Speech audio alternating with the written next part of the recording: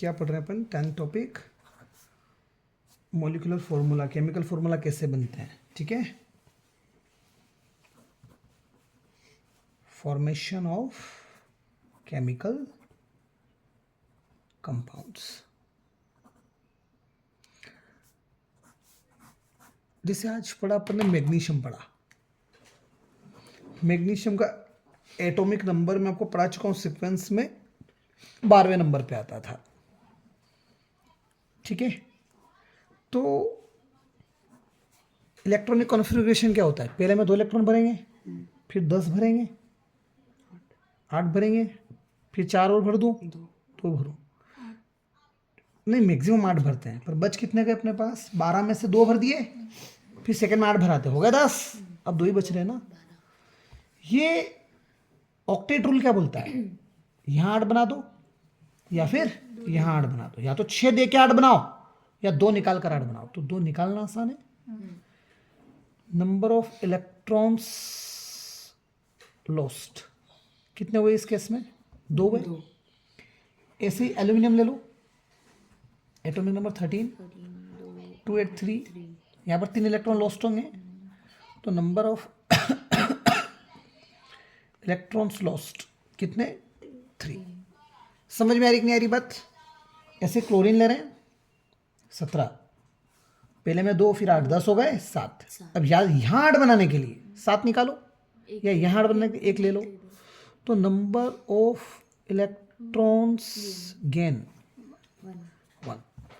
तो हम पढ़ रहे हैं वैलेंसी क्या होती है। फॉर्मेशन ऑफ केमिकल कंपाउंड तो थोड़ा मेजर टॉपिक दे दो। इसमें अपन ने पहला पॉइंट पढ़ लिया, वैलेंसी क्या होती है, ठीक है। तो वैलेंसी में आप क्या लिखेंगे? नंबर ऑफ इलेक्ट्रॉन्स लॉस्ट और गेन। कहीं के लिए लॉस्ट और gain? To complete the outer most shell. क्यों लॉस कर रहा है, क्यों गेन कर रहा है? आउटर मोस्ट शेल को पूरा करने के लिए। To complete the outer most shell is called valency. नहीं समझ में आई बात? इतना समझ में आ गया? तो ये था एल्यूमिनियम। एल्यूमिनियम की वैलेंसी मुझे कितनी मिल गई? 3। क्लोरीन की वैलेंसी मुझे कितनी मिल गई? 1। क्रॉस मल्टीप्लाई करवा दो। एल्यूमिनियम 1 बार लिख दो, क्लोरीन 4 बार लिख दो, 3 बार। तो एल्यूमिनियम तो 1 बार लिखा, एल की जगह 1 लिखने की जरूरत ही नहीं, 1 ही बार लिख रखा है। और क्लोरीन को 3 बार लिखेंगे, इसलिए एल्यूमिनियम क्लोराइड बना AlCl3। समझ में आई कि नहीं आई बात? तो यहां पर एक टॉपिक इसी में आ जाएगा, आयंस क्या होते हैं। क्या पढ़ रहे हैं? आयंस। आयंस होते हैं, पहले शायद स्ट्रक्चर एटम में ले चुके हैं अपन। आयंस होते हैं when any atom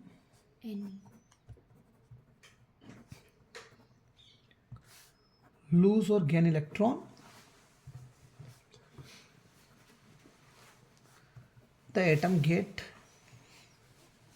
get charged। नहीं समझ में आई बात?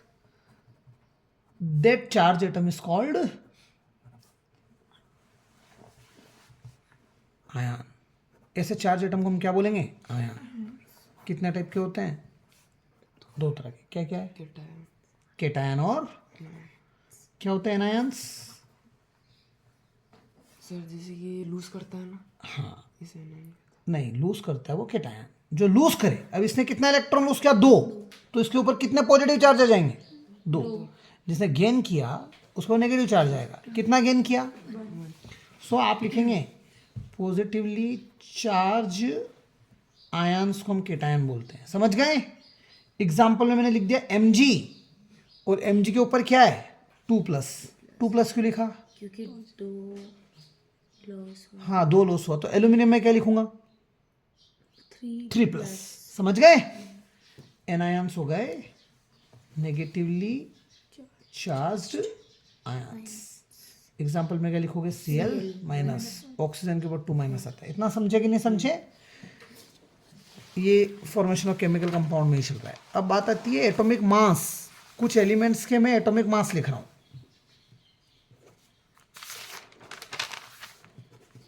एटॉमिक नंबर तो सीक्वेंस से याद रह जाएगा, लेकिन एटॉमिक मास रटने पड़ेंगे। जैसे सोडियम का हमेशा 23 ही लेना है, एल्यूमिनियम का 27 लेना है, क्लोरीन का 35.5 लेना है, और मैं स्ट्रक्चरल एटम में बता चुका हूँ 35.5 क्यों लेते थे। कैल्शियम का 40 लेना है, मैग्नीशियम का 24 लेना है, सल्फर का 32 लेना है, ऑक्सीजन का 16, नाइट्रोजन का 14, कार्बन का 12, हाइड्रोजन का 1 ही रहेगा, एटॉमिक नंबर भी 1 रहेगा, एटॉमिक मास भी इस तरह से। समझ गए? एटॉमिक मास मिल गए। अब मेरे से क्वेश्चन पूछ रहा है मॉलिक्यूलर मास निकालना है। मॉलिक्यूलर मास मतलब एक मॉलिक्यूल का मास निकालो ऑफ CaCO3। क्या है ये? Calcium carbonate. समझ में आ रही कि नहीं आ रही बात? तो कैल्शियम कार्बोनेट अपन एक ही टॉपिक के अंदर सारा कुछ पढ़ लिया है, इसलिए मैं यही लिख देता हूं, formation of chemical compound and finding molecular mass. Molecular mass भी फाइंड कर रहे हैं और केमिकल कंपाउंड भी बना रहे हैं, दोनों टॉपिक एक ही के अंदर कर रहे हैं। ठीक है, तो कैल्शियम कार्बोनेट क्या होता है? CaCO3। बात समझ में आ रही है? कैल्शियम कितनी बार दिख रहा है? एक बार, मतलब एक बार 40 लिख दो। कार्बन कितनी बार दिख रहा है? C, ओनली C, तो एक बार 12 लिख दो। ऑक्सीजन कितनी बार दिख रहा है? ऑक्सीजन कितनी बार है? 2 बार। 2 था, तूने 2 बोला ना अभी। ऑक्सीजन कितनी बार है? एक बार 16, तो 16 का गुणा कहीं में करेंगे? नहीं समझ में आई बात? 6 से 48, 48 और 12 60, 60 and 40 100, पीछे क्या लिखेंगे? यूनिट। आज ही पढ़ा ना यूनिफाइड मास। समझ में आई बात? एक और एग्जांपल ले लेते हैं। CaCl2 कैल्शियम क्लोराइड है। क्या है? Calcium chloride. कैसे लिखोगे कैल्शियम क्लोराइड का? चलो बताओ, फटाफट बोलते जाओ। 40 प्लस 35 35.5 into 3 इंटू 2, Cl2 है। पल्ले पड़ गई पिक्चर। तो 40 की जगह 40 और 35 दो बार में 70, 35.5 दो बार में 71, 111 यूनिट। पल्ले पड़ी गई नहीं बड़ी पिक्चर।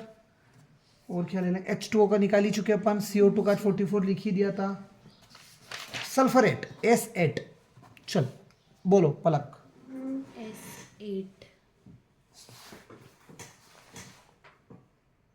S8 सल्फर के 8 मॉलिक्यूल, 8 एटम से एक मॉलिक्यूल बन रहा है। पको 32 इंटू 8। सल्फर का कितना है? 32। ये S है। ये S था, तो ये क्या है? ये LS लगा है। अच्छा, वो G आ रहा है उसका पीछे। S 32 का 8 to 16 56 यूनिट। समझ गए? और देख लेते एक दो के और। CaO कैल्शियम ऑक्साइड, कैल्शियम का 40, एक ही ऑक्सीजन है, एक ऑक्सीजन का 16, 56 यूनिट। निकाल लोगे कि नहीं निकाल लोगे? एक और निकाल लेते हैं। AlCl3। चलो बोलो। Al 27 into 35 अरे प्लस 35.5 इसके इंटू into में 3। 3।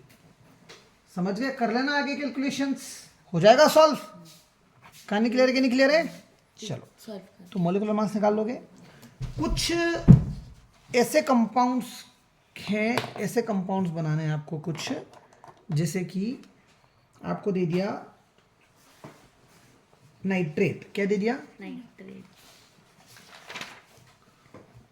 Copper nitrate. क्या दे दिया? ना तो कॉपर की वैलेंसी पता, ना नाइट्रेट की वैलेंसी पता, क्योंकि यहाँ पर कौन कितने इलेक्ट्रॉन, नाइट्रेट होता क्या वही नहीं पता। तो कॉपर तो Cu होता है, समझ गए? और Cu के ऊपर वो लिख कर दे देगा आपको 2+। कितना लिख कर दे देगा? 2+। और नाइट्रेट होता है NO3, इसके ऊपर 1-। नहीं समझ में आई बात? तो ऊपर जो लिखा हुआ है कॉपर के, वही इसकी वैलेंसी हो जाएगी 2, और NO3 पूरे के ऊपर जो लिखा हुआ है वही इसकी वैलेंसी हो जाएगी 1। हम क्या करेंगे? Cross multiply. क्या करेंगे? कॉपर कितनी बार लिख दूं? 1। ये लिख दिया एक बार कॉपर, यहाँ 1 लिखने की जरूरत है क्या? और पूरा NO3 कितनी बार लिख दूं? पूरा NO3 लिखना है, मतलब NO3 होल 2। ये कॉपर नाइट्रेट का फॉर्मूला हो गया। समझे कि नहीं समझे? एक और करें ऐसा, सोडियम कार्बोनेट। नेक्स्ट है सोडियम कार्बोनेट।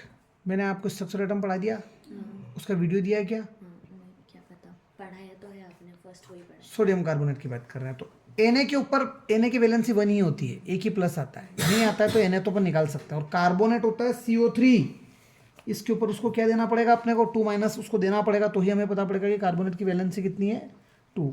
तो Na के ऊपर 1 आ रहा है तो +1, और CO3 के ऊपर 2- है, तो वैलेंसी कितनी? 2। तो Na कितनी बार लिखूं? 2 बार। Na कितनी बार लिखेंगे? 2 बार। और CO3 कितनी बार लिखेंगे? 1 बार, क्योंकि CO3 पूरा 1 बार लिखना। तो NO2CO3 सोडियम कार्बोनेट का फॉर्मूला हो गया। नहीं समझ में आई बात? ऐसे कैल्शियम कार्बोनेट का निकाल रहे हैं। किसका निकाल रहे हैं? Calcium carbonate.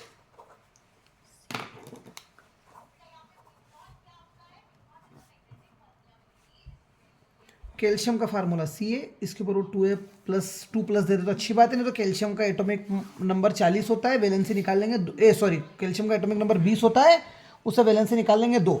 कार्बोनेट अभी देखा अपन ने, CO3 के ऊपर कितना माइनस? 2-, ऊपर 2+ है तो वैलेंसी 2, ऊपर 2 है तो वैलेंसी 2 3 6 6। होती है 6। 6, बहुत बढ़िया बात है। तो यहाँ पर 6 क्यों नहीं किया फिर? तो वैलेंसी कितनी होगी? 2। समझ में आई बात? तो कैल्शियम को कितनी बार लिखूं? 2। और CO3- को भी कितनी बार लिखूं? लेकिन दोनों ही 2:2 है। 2:2 कटेगा तो क्या बन जाएगा? 1:1 बनेगा कि नहीं बनेगा? तो कैल्शियम को भी एक ही बार लिखना है और CO3 को भी एक ही। तो CaCO3 कैल्शियम कार्बोनेट का फार्मूला होता है। समझे कि नहीं समझे क्या चीज़ है? समझ में आ रही है बात? एक टॉपिक और कभी वो पूछ ले आपसे तो last topic, formula unit mass. जो मॉलिक्यूलर मास पढ़ रहे थे ना, यही फॉर्मूला यूनिट मास होता है। लेकिन आयोनिक कंपाउंड जो होंगे, जहाँ पर आयन्स बन रहे थे ना, केटायन एनायन बने, जैसे NaCl होता है, वहाँ पर हम शब्द क्या लिखते हैं? Formula unit of mass. So in case of ionic compounds,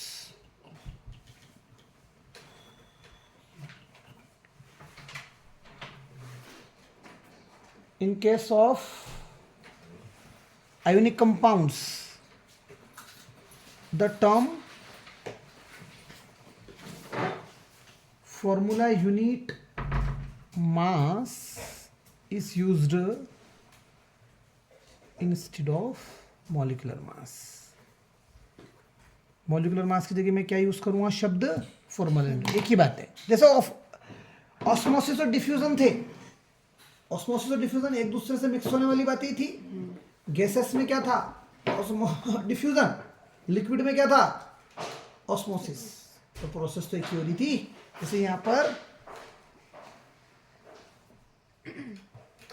covalent compounds हैं तो मॉलिकुलर मास, और आयोनिक कंपाउंड्स है तो फॉर्मूला यूनिट ऑफ मास। बात समझ गए? मेरी तरफ से एटम एंड मॉलिक्यूल कंप्लीट कर दिया मैंने। केमिस्ट्री। हाँ, 3 चैप्टर हो गए। स्ट्रक्चर एटम कर ही चुके हैं। क्विक रिवीजन लेंगे तो उसका वीडियो भी बन जाएगा और वो भी खत्म।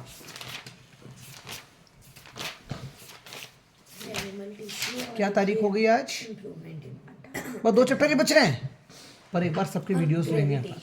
सबके लेंगे वीडियोस। आज 18 हो गई ना? 19 20 21 22 23, 19 20 21 22 23, 5 दिन और हैं। 5 एक चैप्टर और हो जाएंगे, बाकी तो मैं करा ही चुका हूँ। मैं वीडियो फॉर्मेट में ले रहा हूँ सारे, ताकि रिवीजन रहे तुम्हारे पास टेस्ट के लिए।